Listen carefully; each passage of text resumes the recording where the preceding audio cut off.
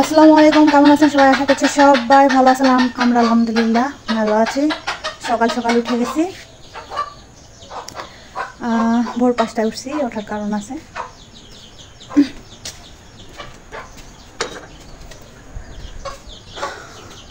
তো যাই হোক, কাল রাতে অনেক মাংস বাইর করে রাখছি, মোটামুটি 8 থেকে 10 কেজি। ওগুলা রান্না করব।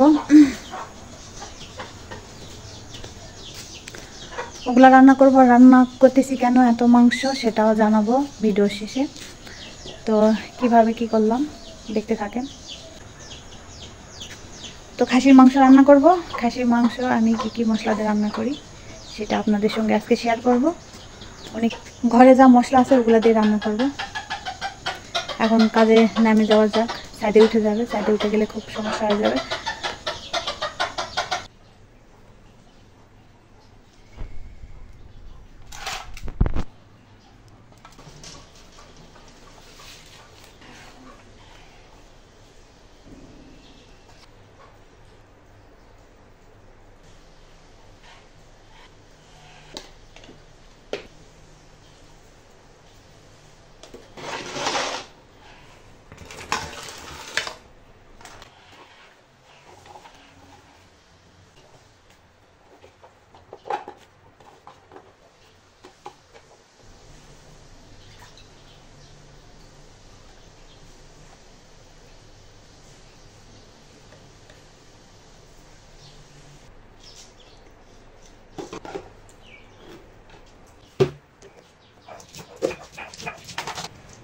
ঠান্ডা দি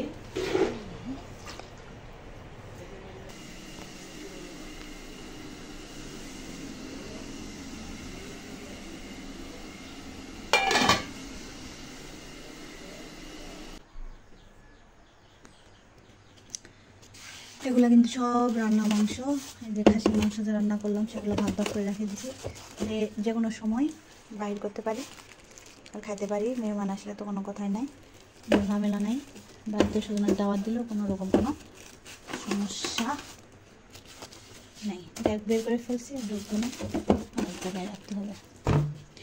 আর এইভাবে রাখলে গুণগত মান, স্বাদ সব কিছু ভালো থাকে। কোনো রকম কোনো কি বলে স্বাদ নষ্ট হয় না। নর্মালি কাঁচা মাংস রাখলে আমি দেখছি যে 15 দিন বা 1 মাস পর সেই স্বাদ এবং মানটা কমে যায়। তাই আপনারাও চাইলে এইভাবে রাখতে পারেন। এগুলো কিন্তু আমার সব রান্না করা মাংস, গরু, খাসি এবং ইলিশ মাছ, এরকম দামি কোনো মাছ তাজা তাজা নিয়ে এসে আমি রান্না করে রেখে দিই।